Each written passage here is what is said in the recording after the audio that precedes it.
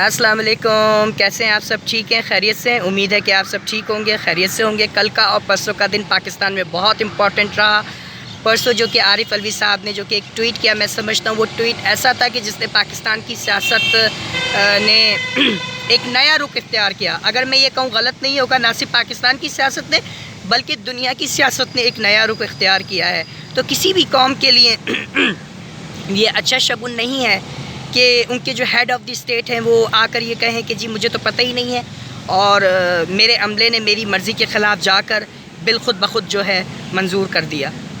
تو یہ کسی بھی قوم کے لیے کوئی اچھی بات جو ہے وہ نہیں ہے۔ تو یہ ایک ریاست پاکستان کے اوپر ایک بڑا دھبا لگانے کی جو ہے کوشش کی گئی ہے، اور بغیر سوچے سمجھے۔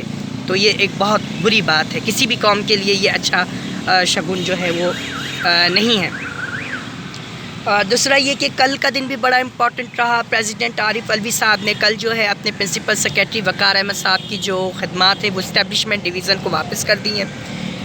اس صدر صاحب کے اس فیصلے کے بعد وقار احمد صاحب نے باقاعدہ ایک بڑا زبردست قسم کا لیٹر لکھا ہے پریزیڈنٹ عارف الوی صاحب کو، جس میں انہوں نے کہا کہ صدر صاحب کو جو ہے 2 اگست کو منظور ہوا پارلیمنٹ سے بل، 3 اگست کو صدر صاحب کے سامنے پیش کیا گیا آرمی ایکٹ بل امینڈمنٹ بل 2023، جس کی آئینی مدت جو ہے 10 دن کی آئینی مدت جو ہے وہ 11 اگست کو مکمل ہونی تھی۔ پھر ساتھ کے ساتھ انہوں نے بتایا کہ جو آفیشیل سیکرٹ ایکٹ بل ہے وہ صدر صاحب کو جو ہے 8 اگست کو ان کے سامنے پیش کیا گیا، جس کی آئینی مدت جو 10 دن کی تھی وہ 17 اگست کو مکمل ہونی تھی۔ لیکن صدر صاحب نے اپنی ان 10 دن کی آئینی مدت میں کسی بھی قسم کی نہ کوئی منظوری دی، اور انہوں نے یہ بھی کہا نہ ہی انہوں نے کسی بھی قسم کا یہ فیصلہ صادر کیا کہ جی یہ واپس ریکنسیڈر کے لیے پارلیمنٹ کو جو ہے واپس بھیج دیں، یا انہوں نے کوئی اعتراضات لگا کر ان بلوں کو واپس بھیجنے کا کہا۔ تو ان کا مقصد ہے کہ وہ یہ کہنا چاہ رہے ہیں کہ صدر صاحب غلط بیانی سے کام لے رہے ہیں۔ اور اکارڈنگ ٹو آرٹیکل 75 بھی یہی ہے کہ اگر صدر 10 دن کے اندر منظوری نہ دیں اور آبجیکشن لگا کر واپس ریکنسیڈر کے لیے پارلیمنٹ کو وہ بلز نہ بھیجیں تو بل 10 دن کے اندر خود بخود جو ہے منظور ہو جاتے ہیں۔ صدر صاحب اس کو لے کر نہیں بیٹھ سکتے۔ صدر صاحب کہتے ہیں کہ جی میں نے اپنے عملے کو کہا کہ جو ہے یہ بل آپ پارلیمنٹ کو واپس بھیج دیں، لیکن عملہ کہتا ہے کہ صدر صاحب نے یہ کہا ہی نہیں ہے، اور نہ ہی انہوں نے اعتراضات لگائے۔ اور اچھا بڑی امپورٹنٹ بات جو کہ وقار احمد صاحب نے کی وہ یہ کی کہ وہ یہ کہہ رہے کہ میں کسی بھی قسم کی انویسٹیگیشن کے لیے تیار ہوں، اور ساتھ کے ساتھ انہوں نے یہ بھی کہا کہ وہ FIA کے سامنے بھی پیش ہونے کو تیار ہیں، اور سپریم کورٹ آف پاکستان کے سامنے بھی پیش ہونے کو تیار ہیں، اور باقاعدہ وہ دستاویزات بھی سامنے لے کر آئیں گے کہ صدر صاحب نے کسی بھی قسم کا کوئی آبجیکشن ہی نہیں لگایا ہے۔ ان کا مقصد یہ کہنے کا تو یہ بڑا زبردست ایک لیٹر جو کہ وقار احمد صاحب نے لکھا، اور ساتھ کے ساتھ انہوں نے یہ بھی کہا کہ ان کی خدمات واپس اسٹیبلشمنٹ ڈویژن کو واپس کرنا جو ہے یہ انصاف پر مبنی نہیں ہے۔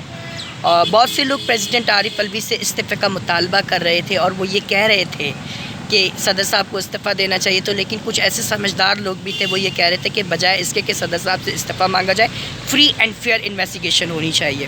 تو سنا یہ ہے کہ پاکستان تحریک انصاف جو ہے وہ سپریم کورٹ میں جانا چاہتی ہے، وہ ہر کیس سپریم کورٹ میں لے کر جاتے ہیں، اور یہ بھی لے کر جانا چاہیے، ان کا حق ہے۔ تو یہ کیس سپریم کورٹ میں جا رہا ہے تو اب پتہ لگے گا، ظاہر سی بات ہے اگر سپریم کورٹ میں یہ کیس چلے گا تو پھر سب کو بلایا جائے گا، عملے کے لوگوں کو بھی بلایا جائے گا، اور یہ بھی ایک حقیقت ہے، اس کو کوئی جھٹلا نہیں سکتا کہ باقاعدہ ایوان صدر کے اندر جو ہے ایک لاء ڈپارٹمنٹ بھی ہے، اور ادھر ایک جج صاحب بھی بیٹھتے ہیں۔ تو اس کی فری اینڈ فیئر انویسٹیگیشن، شفاف تحقیقات جو ہے وہ ہونی چاہیے۔ تو اس سے پہلے بھی صدر صاحب نے کافی ایسے بلز ہیں جو کہ پارلیمنٹ کو واپس کیے ہیں، لیکن اس وقت بھی صدر صاحب جو ہے ٹویٹ کے اوپر آ کر بتا دیا کرتے تھے کہ یہ بل میں نے واپس کر دیا ہے، لیکن 10 دن کی مدت گزرنے کے بعد ہی صدر صاحب کو کیوں خیال آیا، اور اس وقت کیوں خیال آیا، اس کے بھی 27 گھنٹے بعد کہ جب خبریں آنا شروع ہو گئیں کہ یہ بل منظور ہو گیا ہے۔ تو یہاں پہ بھی شک و شبہات جو ہے وہ جنم لے رہے ہیں، بہت بڑے بڑے شک و شبہات جنم لے رہے ہیں۔ تو صدر صاحب نے پہلے جس طریقے سے بل بھیجے، آپ دیکھیں کہ انہوں نے نیب امینڈمنٹ بل بھی صدر صاحب نے واپس کیا تھا، اور اس کے ساتھ ساتھ الیکشن ایکٹ 2017 امینڈمنٹ بل بھی صدر صاحب نے واپس کیا تھا پارلیمنٹ کو واپس کیا تھا ریکنسیڈر کرنے کے لیے. صدر صاحب نے دستخط بھی نہیں کیے تھے اور آبجیکشنس لگا کر واپس کیا تھا.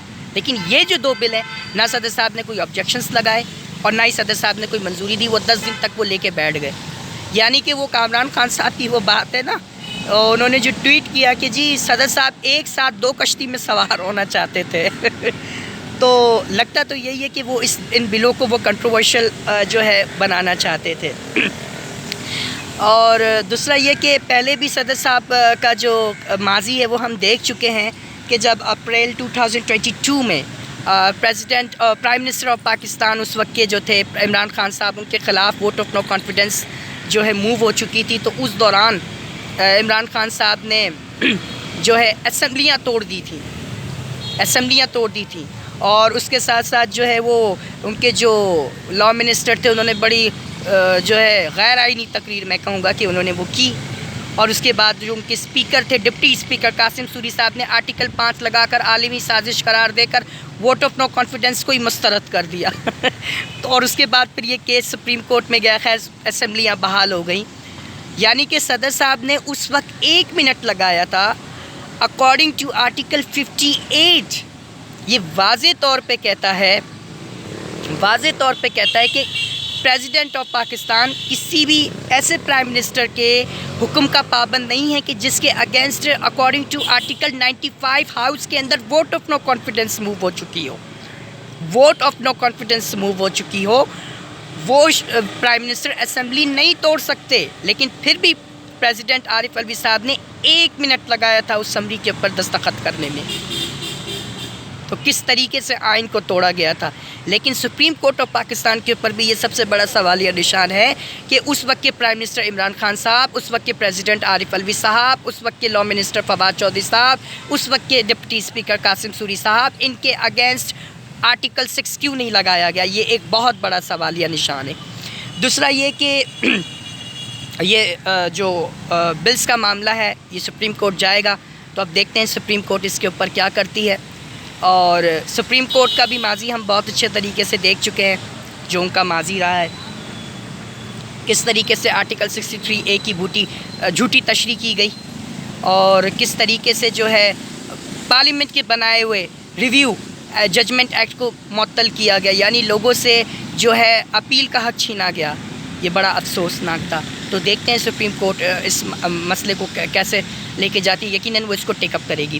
اور بڑا اہم دن جو ہے, یہ بڑا اہم ہفتہ ہے, جو آنے والا ہفتہ ہے وہ بھی بڑا اہم ہے سپریم کورٹ آف پاکستان کے لحاظ سے. اچھا, ان ساری خبروں کے دوران جو ایک خبر جو دب گئی ہے وہ یہ ہے کہ الیکشنز کب ہونے ہیں. تو یہ ہم اگلی ویڈیو میں انشاءاللہ کریں گے. انشاءاللہ بہت شکریہ. اللہ آپ کو خوش رکھے. چینل کو سبسکرائب ضرور کیجیے گا, بیل آئیکن دبانا مت بھولیے گا اور کمنٹ میں اپنی رائے ضرور دیجیے گا. بہت شکریہ.